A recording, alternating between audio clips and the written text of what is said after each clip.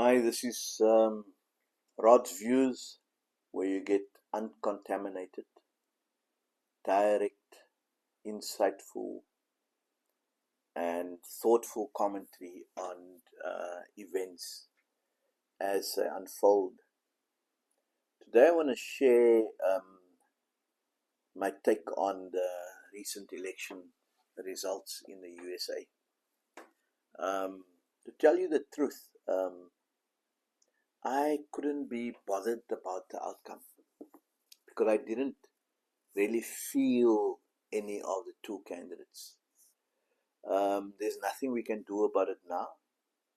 The Americans decided to re-elect this guy called Donald Trump with all of his imperfections, his bombast, his rudeness, even his convictions, and how he just think he's a law unto himself. So they must live with it. And Americans are, many of them, if you go into that place, people are inward looking. And the world for them is America. So they got to live with the election result and who they voted for. The same way that we had to live with the fact that many people re-elected or voted for the ANC many times, and for Jacob Zuma to be the president of this country. Don't forget about that. So the two big issues in this election campaign, and I think in many elections all over the world, are the economy and immigration. Massive, because people can feel it and it impacts on them. And Trump spoke a language that ordinary people could understand, and they related to it. How uncouth some of us thought it was. Kamala Harris, unfortunately, she vacillated, and she could not escape being linked to Joe Biden on those two matters, because after all, she was a deputy president and still is a deputy president.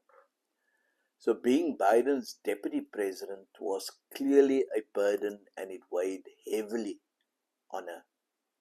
And she was not bold enough to be able to break free and to be her own person. And the fact that she lost so badly by about, I think it was 53 electoral seats, and the popular vote by about 5 million people, voters, meant that she got a hiding. And it's indicating that people believe the bluster of Trump, and they believe that he is the one that could improve their living conditions and create jobs. So he's cock-a-hoop about his victory, and watch what this guy is going to do. And this election also showed us the power of social media and influencers like Elon Musk and that other podcast, I can't get to his name, were emphasized. So Elon Musk, the boykie from Pretoria, clearly played a long game when he bought Facebook and Twitter all of those years, and he used it strategically to influence who holds the power in the America. And as we heard, he's going to play an influential role in this new administration, and him and his chommies, as one would say, are going to benefit big time down the line. You know what I found incredulous is how this billionaire, which is Trump,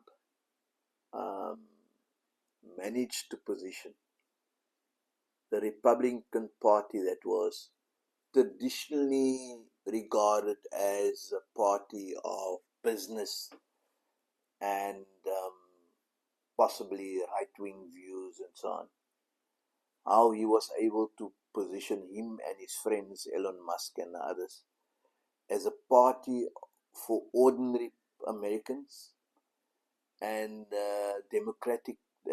Democrats as a party for the establishment and the privileged. It was just amazing how their messaging found traction with ordinary Americans. And I certainly got the distinct impression that, in the same way that many of us felt that Trump was not going to win, he had no hope in hell, I think he actually felt the same. So that's why he was very measured in the beginning in terms of his victory. But as it became clearer that it's a landslide for him, then the man became bolder and bolder. And we were all shocked, but Harris and the people were just as shocked.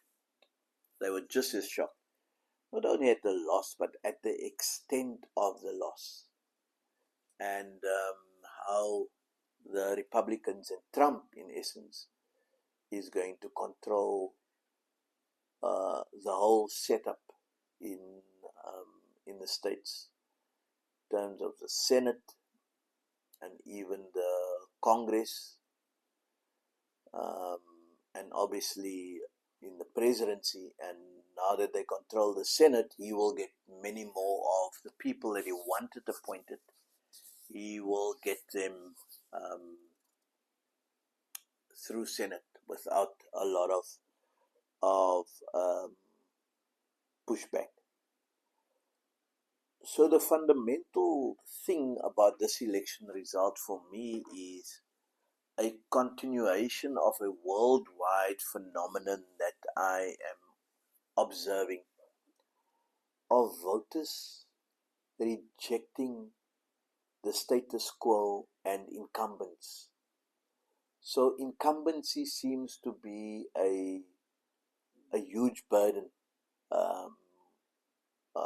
for political parties, and it's a turnoff for ordinary voters. So, at least now to an extent, we'll know where we stand with Trump. He will give us regular entertainment in terms of what he says and what he does. And it's going to be interesting.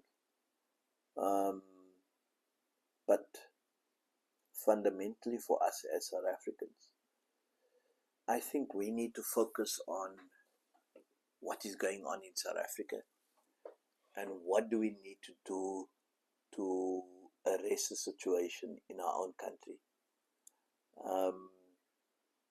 Because certainly we cannot go on like this, with levels of inequality, the poverty, and I think the poverty and unemployment is driving people, for example, and children, to eat the kind of stuff that they're eating,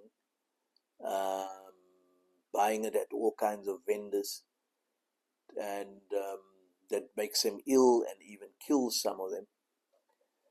And it's also trying to make a living that, to an extent, is driving some of these vendors to try and prolong the longevity of some of the food that they're selling.